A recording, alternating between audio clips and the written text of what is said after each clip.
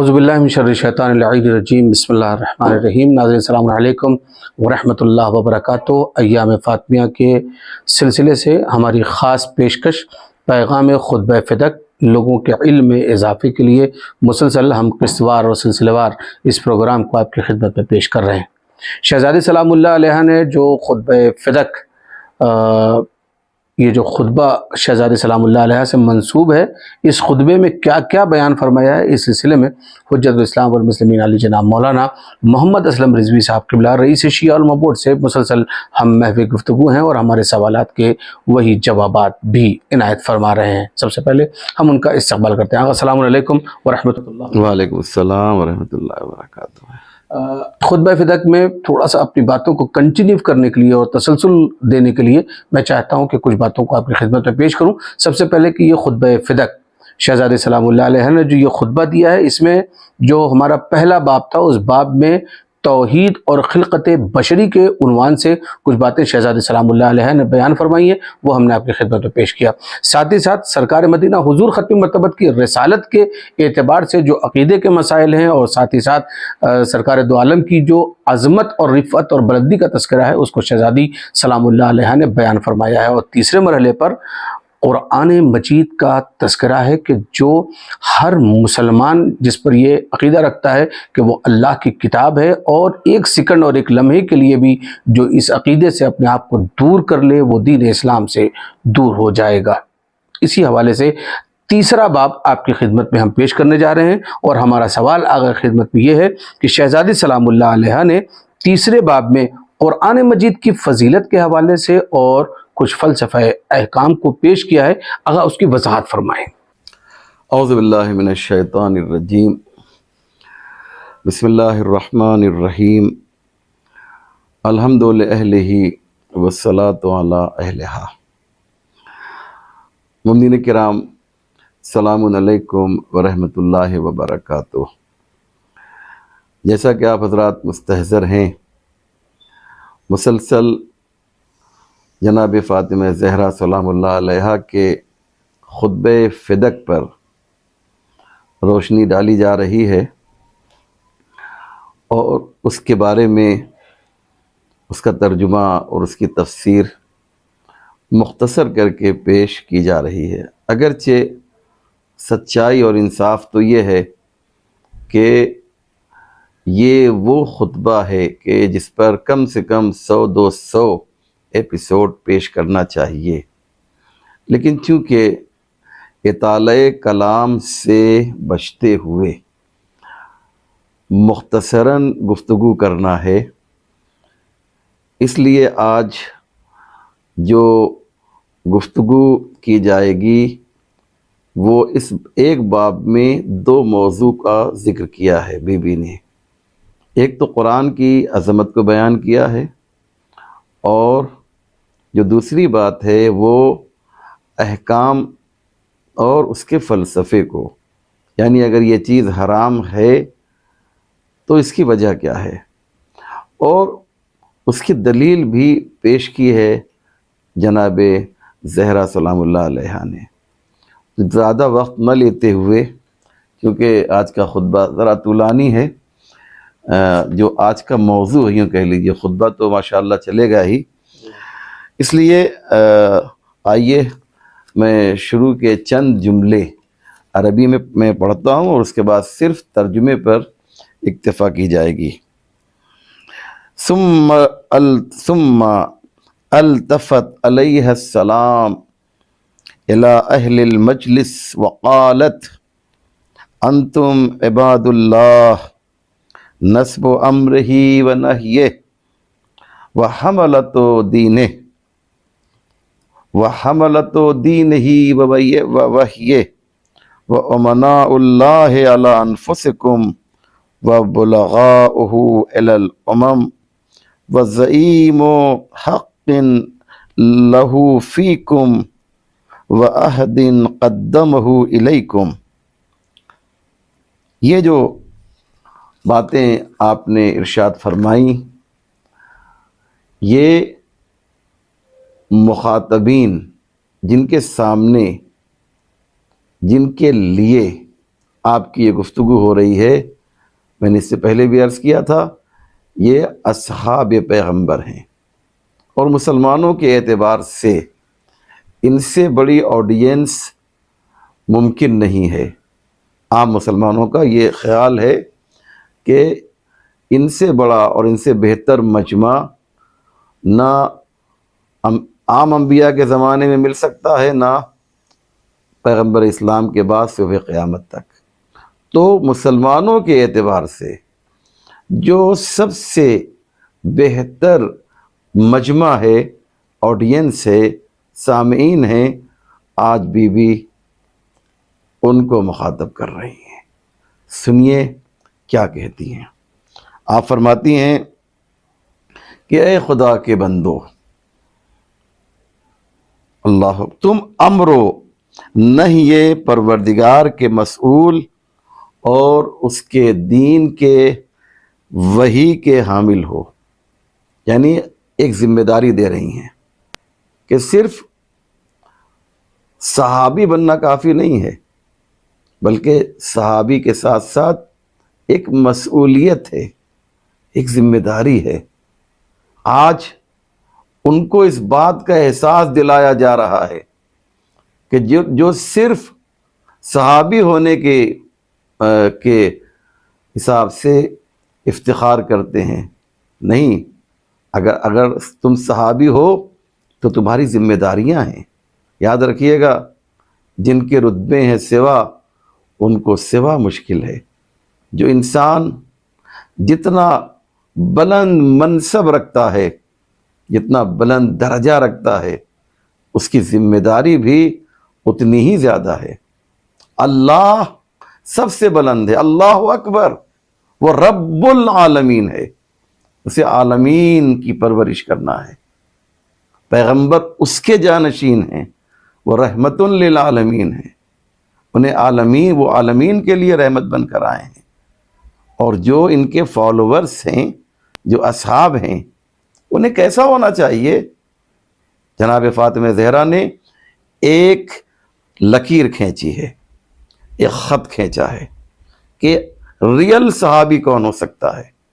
اب امت کو فیصلہ کرنا ہے کہ یہ جو شرائط اصحاب کے جناب فاطمہ زہرا نے بیان کیے ہیں، کیا ان شرائط کے تحت یہ لوگ آتے ہیں؟ ان شرطوں کو ان میں جو ہے، ان اصحاب میں ہم دیکھتے ہیں یہ شرطیں پائی جاتی ہیں۔ اگر پائی جا رہی ہیں تو ایسے اصحاب کو ہمارا سلام ہو۔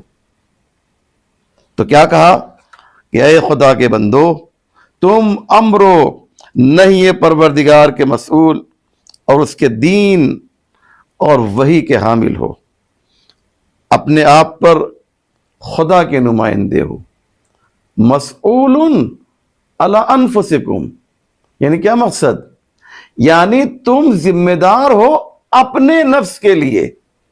بڑی عجیب بات ہے نا، انبیاء کی ذمہ داری یہ ہے کہ وہ سب کو جو ہے راہ راست پہ لے کر آئیں، لیکن تمہاری ذمہ داری ہے کہ تم خود تو راہ راست پر ہو، تم دین کے جو قوانین ہیں اس پہ عمل تو کرو۔ بڑی اچھی بات ہے یہ۔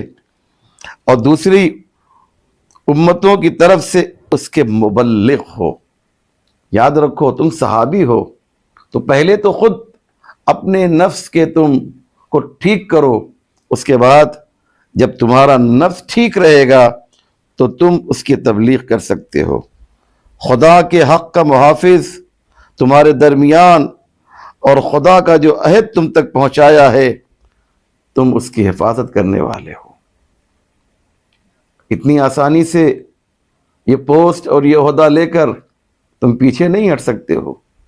کاش میری بات آپ تک پہنچ جائے اور اس مفہوم میں جو پیغام ہے، جو پیغام چھپا ہوا ہے، کاش آپ تک یہ پیغام پہنچے۔ وہ چیز جو پیغمبر اکرم صلی اللہ علیہ وآلہ وسلم نے اپنے بعد امت میں یادگار چھوڑی ہے، وہ قرآن ہے۔ جو قرآن اپنے مفہوم کو گویا بیان کر رہی ہے، بول آواز دے رہی ہے، پکار رہی ہے تمہیں تم کو جھنجھوڑ رہی ہے یہ کتاب خدا کہ اس کا میسج کیا ہے، اور وہ قرآن صادق ہے، سچ بولنے والی یہ کتاب ہے، وہ قرآن صادق ہے، وہ روشن نور ہے، جیسے اللہ نور السماوات والارض، تو جو چیز نور کی طرف سے آئے گی وہ بھی تو نور ہوگی۔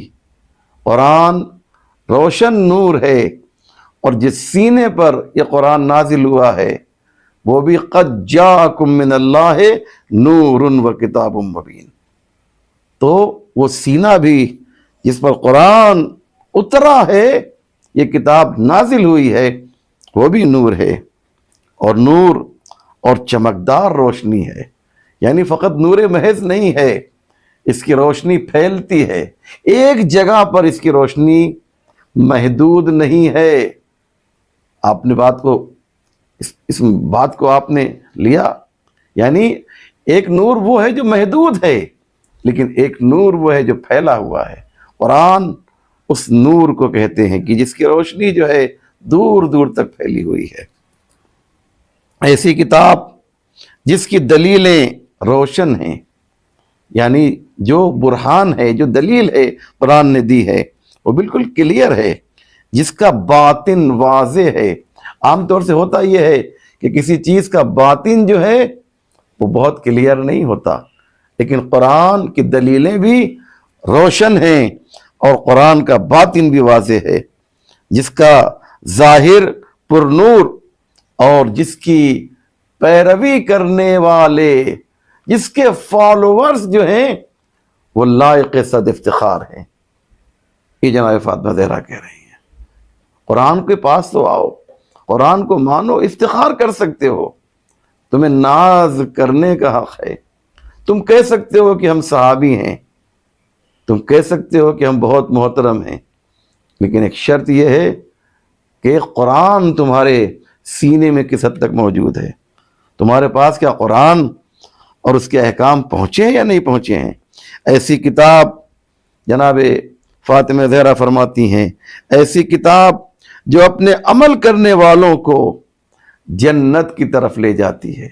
قرآن کے پاس آؤ گے تو یہدی الی الجنہ، تمہیں جنت کی طرف لے جائے گی، اور سننے والوں کو ساحل نجات تک رہنمائی کرتی ہے۔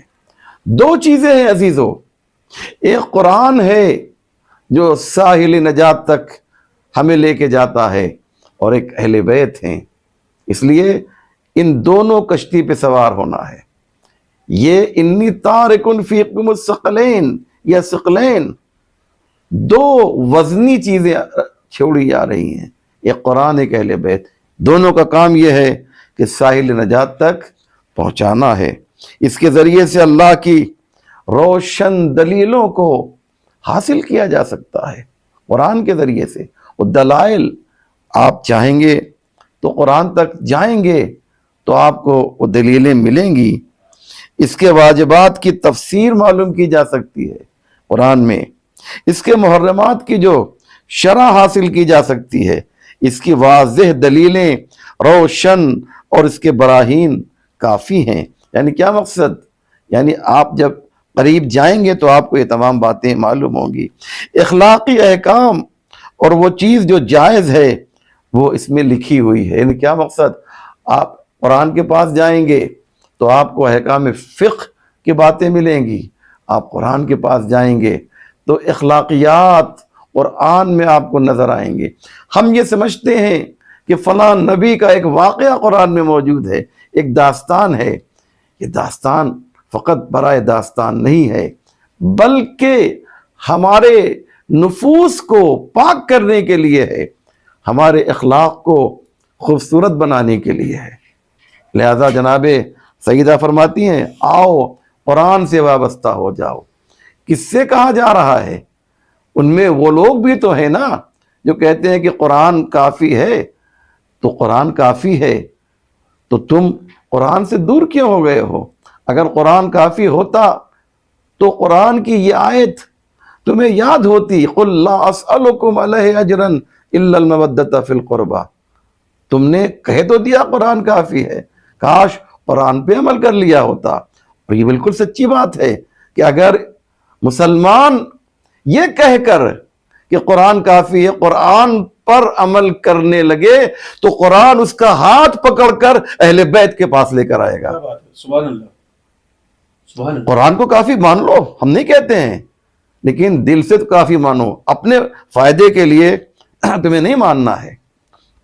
خداوند عالم نے ایمان کو تمہیں شرک سے پاک کرنے کا ذریعہ قرار دیا ہے. مومن بنو گے تو شرک سے دور ہو جاؤ گے، کیونکہ شرک جو ہے ان الشرک لظلم عظیم، شرک عظیم ظلم ہے.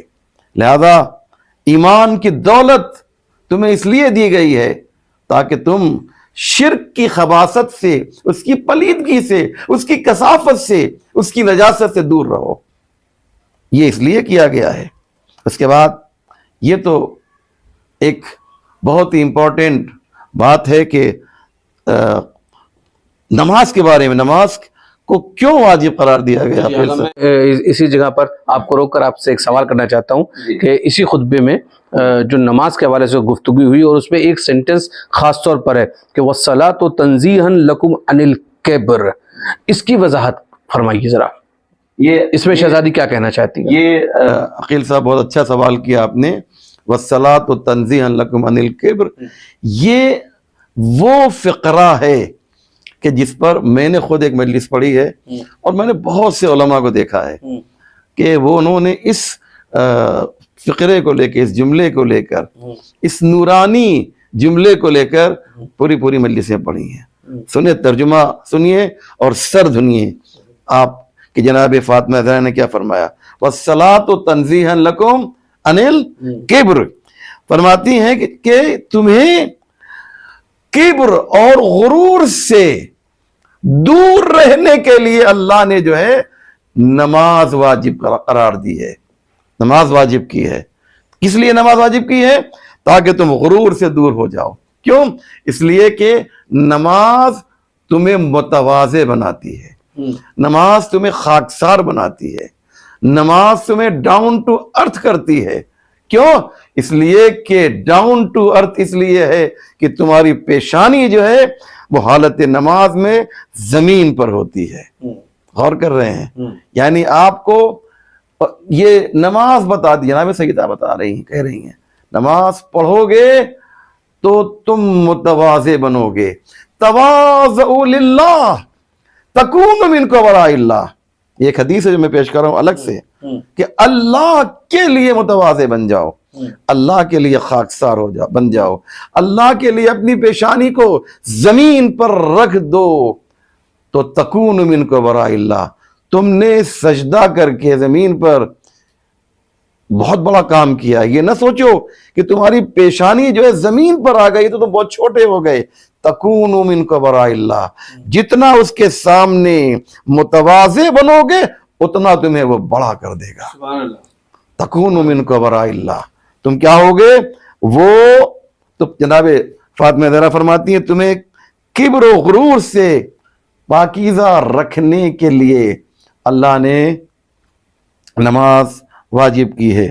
اس کے بعد فرماتی ہیں اللہ اکبر، کیا جملہ ہے، نفوس کے تزکیے اور رزق میں اضافے کے لیے زکوٰۃ قرار دی ہے. زکوٰۃ کو واجب کیوں کیا ہے؟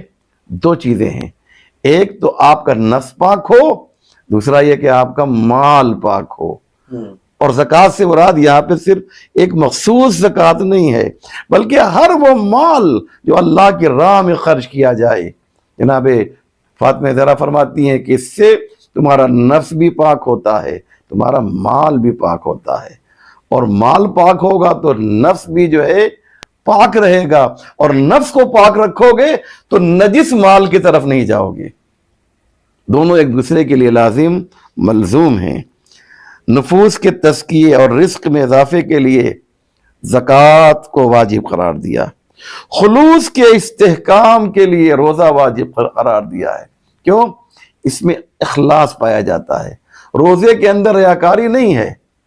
کیوں؟ اس لیے کہ نماز میں ریاکاری ممکن ہے لیکن بھوک رہنے میں ریاکاری نہیں ہو سکتی ہے. خلوص کے لیے اس خلوص کے استحکام کے لیے جناب فاطمہ فرماتی ہیں روزہ واجب کیا، دین اسلام کی تقویت کے لیے حج واجب کیا ہے۔ کیا مطلب ہوا اس کا؟ کہ دین اسلام کی تقویت کے لیے، دین اسلام کو مضبوط بنانے کے لیے، میرے بھائیوں پوری توجہ کے ساتھ سنیے، میری بہنوں اس جملے پر پوری توجہ کیجئے گا کہ شہزادی فرماتی ہیں کہ دین اسلام کو مضبوط کرنے کے لیے حج واجب کیا ہے۔ کیا مطلب؟ یعنی اگر پوری دنیا کے مسلمان حج کے موقع پر جمع ہوں اور اپنے پرابلمز، اپنی پریشانیاں اور اپنے مسائل کو رکھیں اور اس کو حل کرنے کی کوشش کریں تو اس سے دین اسلام قوی ہوگا، اس سے مسلمان قوی ہوگا۔ لیکن ہم نے حج کو صرف عبادت محض قرار دیا ہے۔ امام خمینی فرماتے ہیں یہ حج جو ہے اگر تم نے اس حج کو اس کی روح کے ساتھ ادا کیا ہے تو دنیا کا کوئی مسلمان جو ہے پریشان حال نہیں رہ سکتا ہے۔ ہم وہاں پر جائیں، صرف طواف نہ کریں، صرف صفا اور مروہ کے درمیان صحیح نہ کریں، صرف عرفات، مزدلفہ وغیرہ میں جو ہیں وقوف نہ کریں، بلکہ یہ جو قربانی کی جاتی ہے یہ قربانی صرف ایک جانور کی نہیں ہونا چاہیے بلکہ ہمارے نفس کی قربانی ہونا چاہیے۔ اس کے بعد فرماتی ہیں کہ دلوں کی ہم آہنگی کے لیے عدل واجب کیا ہے۔ عدل اور انصاف اگر قائم ہو جائے دنیا میں تو آپس میں دلوں میں جو دوری ہو گئی ہے وہ دوری ختم ہو جائے گی۔ شاید یہ بات آپ تک پہنچی ہوگی۔ ہماری اطاعت کو ملت کے نظام کا وسیلہ قرار دیا ہے۔ سلام اللہ علی سیدت نساء العالمین، یہ اتنا خوبصورت جملہ ہے میرے بھائیوں، اتنا پیارا جملہ ہے کہ اس کے اوپر پوری تقریر لوگ کر سکتے ہیں۔ ہماری اطاعت کو ملت کے نظام کا وسیلہ قرار دیا ہے۔ کیا مطلب ہوا؟ یعنی نظام اگر جو ہے صحیح نظام کی ضرورت ہے تو آپ کو ان کی اطاعت کرنی پڑے گی۔ اہل بیت کی اطاعت کرو گے تو تمہارا نظام جو ہے مضبوط ہو جائے گا۔ نظام آپ کے وجود کے لیے پہلے مرحلے میں، یعنی ہمارا جو وجود ہے اس کے لیے ایک نظام کی ضرورت ہے جو نظام شخصی ہے، ایک نظام خانوادگی ہے، یعنی آپ کے خاندان میں، آپ کے فیملی میں ایک نظام کی ضرورت ہے۔ اس کے لیے ایک الگو، ایک مثال، ایک نمونے کی ضرورت ہے۔ یہ کہاں ملے گا؟ کیسے ملے گا؟ ہمیں اپنے گھر میں کیسے رہنا چاہیے؟ ایک بیوی کو اپنے شوہر کے ساتھ اور ایک شوہر کو اپنی بیوی کے ساتھ کیسے رہنا چاہیے، اس کا الگو، اس کا نمونہ، اس کی مثال کہاں سے ملے گی؟ شہزادی کہتی ہے اور گھر میں جانے کی ضرورت نہیں ہے، آؤ دیکھو کہ فاطمہ علی کے ساتھ کیسے رہتی ہیں اور علی فاطمہ کے ساتھ کیسے رہتے ہیں۔ سبحان اللہ، سبحان اللہ۔ یہ ایک امپورٹنٹ، ایک اہم مسئلہ ہے، اس کو ہمیں سمجھنا ہوگا۔ اللہ اکبر، ہماری جان قربان ہو جائیں اس جملے کے اوپر۔ ہماری اطاعت کو ملت کے نظام کا وسیلہ قرار دیا۔ اختلافات سے محفوظ رہنے کے لیے ہماری امامت کو واجب گردانا ہے۔ ارے کس کے سامنے بول رہی ہیں آپ؟ ان لوگوں کے سامنے شہزادی کہ جنہوں نے ولایت اور امامت کو چھین لیا ہے۔ ظاہری طور پہ چھین نہیں سکتی، مجھے معلوم ہے، یہ تو الہی ہدیہ ہے، ودیت الہی ہے یہ، لیکن کہتی ہیں اختلافات سے محفوظ رہنے کے لیے ہماری امامت کو واجب کیا ہے۔ آج دنیا میں جو آپس میں اختلاف ہے وہ اس وجہ سے ہے کہ وہ امامت جو منصب الہی تھا اس کو ان سے چھین لیا گیا ہے۔ اگر یہ سب کے سب ایک پلیٹ فارم پہ آ جائیں اور امامت کو جو صحیح امام ہے اس تک پہنچا دیں تو انشاءاللہ سارے اختلافات ختم ہو جائیں گے۔ وقت نہیں ہے کہ میں تمام باتوں پر روشنی ڈال سکوں۔ اسلام کی عزت کے لیے جہاد قرار دیا ہے، یعنی ظالموں سے انتقام لینا، ظالموں کو انہیں کیفر کردار تک پہنچانا، جہاد اس کے لیے ہے۔ مظلوموں کو یا نہتوں کو جو ہے بم کے ذریعے سے اڑا دینا یہ جہاد نہیں ہے، بلکہ ظالموں کے مقابلے میں تلوار لے کر نکلنا یہ جہاد ہے۔ ایک بازار میں بم بلاسٹ کر دینا یہ جہاد نہیں ہے، بلکہ جو خون آشام ہیں، جو انسانیت کے لیے خطرہ ہیں، ان کو تہ تیغ کر دینا، یہ جہاد ہے عزیزو۔ زیادہ سے زیادہ اجر حاصل کرنے کے لیے صبر قرار دیا ہے۔ اللہ اکبر۔ میں جب اس کو آپ کے سامنے پڑھ رہا ہوں تو یقین جانی میری ایک عجیب کیفیت ہو رہی ہے، جسے میں بیان نہیں کر سکتا عزیزو۔ کیوں؟ اس لیے کہ صبر جو ہے اگر انسان کرے گا تو اس کے نام اعمال میں مزید اضافہ ہوگا، کیونکہ بہت سے کام ایسے ہوتے ہیں جو اچھے کام ہیں، نیک کام ہیں، لیکن جب ہمارے پاس صبر نہیں ہوتا ہے تو اسے ہم انجام نہیں دیتے ہیں۔ لوگوں کی اصلاح کے لیے امر بالمعروف کو لازم کیا ہے۔ ہم سب کو امر بالمعروف کرنا چاہیے، لیکن جو ہے کتنے لوگ امر بالمعروف کرتے ہیں؟ ہم اپنے گھر میں امر بالمعروف نہیں کرتے کہ بیوی ناراض ہو جائے گی، بچہ ناراض ہو جائے گا، دوست ناراض ہو جائے گا۔ ایک شخص ہے جو غلط راستے پہ چل رہا ہے، ہم اس کی اصلاح اس لیے نہیں کرتے کہ وہ ناراض ہو جائے گا۔ لیکن جناب سیدہ فرماتی ہیں کہ امر بالمعروف لوگوں کی اصلاح کے لیے ہے۔ اگر ہر ایک امر بالمعروف کرنے لگے تو اس سماج اور سوسائٹی سے جو ہے برائیاں ختم ہو جائے گی۔ خدا کے غضب سے محفوظ رہنے کے لیے والدین کے ساتھ نیکی کا حکم دیا ہے۔ کیا مقصد ہوا؟ اگر آپ والدین کے ساتھ حسن سلوک کریں گے تو پروردگار کی رحمت نازل ہوگی، اور اگر آپ اچھا برتاؤ نہیں کریں گے تو گویا اس کا غضب نازل ہوگا۔ اور روایت میں آیا ہے کہ دو چیزیں ایسی ہیں کہ جن کی عقوبت جو ہے وہ اس دنیا میں ملتی ہے، البغی والعقوق، لوگوں پہ ظلم کرنا اور ماں باپ کے ساتھ جو ہے بدسلوکی کرنا۔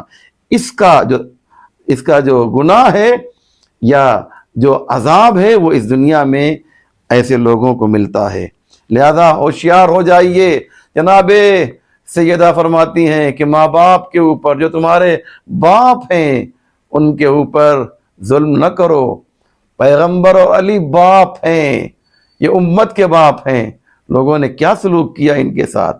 لہذا جب ان لوگوں پر ظلم کیا گیا تو خدا کا غضب نازل ہوا، اور آج آپ پوری دنیا میں آپ دیکھ لیجئے کہ مسلمانوں کی کیا صورتحال ہے۔ تعداد میں اضافے کے لیے صلہ رحم کو لازم قرار دیا۔ صلہ رحم نہیں ہوگا تو موتیں ہوں گی، اور جب موتیں زیادہ ہوں گی تو تعداد میں بھی اضافہ نہیں ہوگا۔ جان کی حفاظت کے لیے قصاص قرار دیا۔ انتقام، ریونج جسے انگلش میں کہتے ہیں۔ انتقام کس لیے ہے؟ اس لیے ہے کہ لوگوں کی جان محفوظ رہے۔ لیکن اگر کوئی کسی کو قتل کر رہا ہے اور اسے سزا نہیں مل رہی ہے تو قاتلین کی تعداد میں اضافہ ہوگا اور مقتول بھی زیادہ سامنے آئیں گے۔ اس لیے ضروری یہ ہے کہ قصاص رکھا جائے کہ اگر کسی نے کسی کو قتل کیا ہے تو اس کو بھی قتل کیا جائے جس نے ایک بے گناہ کو مارا ہے۔ گناہوں کی مغفرت کے لیے وفائے نذر و عہد کو لازم قرار دیا ہے۔ کمی سے محفوظ رہنے کے لیے کم بیچنے کو حرام قرار دیا ہے۔ نجاستوں سے دور رہنے کے لیے شراب کو حرام کیا۔ شراب پینے والا جو ہے وہ نجاستوں سے نزدیک ہو جاتا ہے۔ خدا کے عذاب سے محفوظ رہنے کے لیے تہمت اور ناروا نسبتوں کو ناجائز قرار دیا ہے۔ عفت نفس کے لیے اللہ اکبر چوری کو حرام جانا ہے۔ عبادت میں اخلاص کے لیے شرک کو حرام قرار دیا ہے۔ اب جب ایسا ہے تو پرہیزگاری اختیار کرو جو اس کی شان کے لائق ہے، اس کو انجام دو اور اس کی مخالفت سے پرہیز کرو۔ کوشش کرو کہ دنیا سے رخصت ہوتے وقت مسلمان ہو رہو۔ کیوں؟ اس لیے کہ اسلام پر باقی رہنا آخر تک مشکل کام ہے۔ شیطان وسوسے پیدا کرتا ہے۔ اب جب انسان کی روح نکلتی ہے، نزع کا عالم ہوتا ہے، عالم احتضار ہوتا ہے، تو اس موقع پر شیطان آ کر جو ہے کیا کرتا ہے؟ وسوسے پیدا کرتا ہے۔ یہ کب ممکن ہے کہ شیطان کو آپ اس موقع پہ ہرائیں گے؟ جب آپ اپنی زندگی میں ایک منظم طریقے سے جو اسلامی قانون ہے اس کے تحت زندگی بسر کریں گے۔ بس میں ختم کر رہا ہوں، امر و نہیں الہی میں خدا کی اطاعت کرو، علم و دانش کا راستہ اختیار کرو، کیونکہ خدا کے بندوں میں صرف علماء ہی ہیں جو اللہ سے ڈرتے ہیں۔ آخر میں بتایا کہ انما یخشی اللہ من عبادہ العلماء، یہ بات کہی کہ علماء ہی اللہ سے ڈرتے ہیں۔ یعنی کیا مقصد؟ یہ اصحاب جو بیٹھے ہوئے ہیں ان کو ایک بات کہی جا رہی ہے ان سے کہ دیکھو خوف پروردگار تمہارے دل میں ہونا چاہیے۔ یہ جو باتیں میں نے کہی ہیں جناب اسپاتنا کہنا چاہتی ہیں، اگر ان اصول و قوانین پر تم عمل کرو گے تو سچے صحابی بھی بنو گے، سچے مسلمان بھی بنو گے۔ ناظرین، بہت ہی خوبصورت اور بہت ہی بہترین بات، یہ تیسرا باب تھا جو قرآن کے حوالے سے خطبہ فدق میں بیان کیا گیا اور جس میں فلسفہ احکام کو بھی نگاہوں کے سامنے رکھا گیا ہے۔ ایک ایک جملہ، ایک ایک فقرہ، ایک ایک سینٹنس اگر آپ اس پر غور کریں گے تو میں نے پہلے ہی اس سے پہلے جو پروگرامز ہمارے ہوئے ہیں ان ایپیسوڈز میں میں نے آپ کے سامنے اس بات کو بیان کیا تھا کہ اگر آپ چاہتے ہیں اصول دین کو جاننا، خطبہ فدق کو ایک مرتبہ پڑھ لیجئے یا سن لیجئے۔ اگر آپ چاہتے ہیں فروع دین کو جاننا تو آپ خطبہ فدق کو ایک مرتبہ پڑھ لیجئے یا سن لیجئے۔ ساتھ ہی ساتھ آج حجت الاسلام والمسلمین علی جناب مولانا محمد اسلم رضوی صاحب قبلہ نے، جو رئیس شیعہ علماء بورڈ مہاراشٹر ہیں، انہوں نے جب اس خطبے کی وضاحت کی ہے اور تشریح کرتے ہوئے جب اس باتوں کو بیان کیا تو کچھ باتیں جو میں نے نوٹ کی ہیں جو بالکل آسان ہیں میں آپ کے سامنے پیش کر دیتا ہوں۔ نماز کو واجب کیا گیا تاکہ گھمنڈ سے آپ کو دور رکھا جائے، زکوٰۃ کو واجب کیا گیا تاکہ تزکیہ نفس رہے اور آپ حرام سے اپنے آپ کو محفوظ رکھیں، اور ساتھ ہی ساتھ دین اسلام کو مضبوط رکھنے کے لیے حج کو واجب رکھا گیا، دلوں کی دوری نہ رہے اس لیے عدل کو رکھا گیا، یعنی اہل بیت کی اطاعت کو صحیح نظام کے لیے امت میں لازم قرار دیا گیا، اسلام کی عزت کی بقا رہے اس کے لیے جہاد کو رکھا گیا، اصلاح کے لیے امر بالمعروف کو رکھا گیا، اور غضب خدا سے محفوظ رہنے کے لیے اطاعت والدین کو رکھا گیا، تعداد میں اضافہ ہو اس لیے صلہ رحم کو رکھا گیا، ساتھ ہی ساتھ لوگوں کی جان محفوظ رہے اس لیے قصاص کو رکھا گیا۔ سوچئے اتنے تھوڑے سے وقت میں جو شرح کی ہے آقا نے، خوبصورت سا بیان تھا۔ ابھی تو یہ تیسرا باب ہے، ابھی چوتھا، پانچواں، چھٹا اور ساتواں آنا باقی ہے، مگر وقت ہمارے پاس مختصر ہوتا ہے۔ اس قسط وار اور سلسلے وار ایپیسوڈ میں ہم آپ کی خدمت میں مسلسل اس کو پیش کرتے رہیں گے، اس لیے ضرور دیکھیں پیغام خطبہ فدق۔ میں اجازت چاہتا ہوں، والسلام علیکم ورحمۃ اللہ وبرکاتہ۔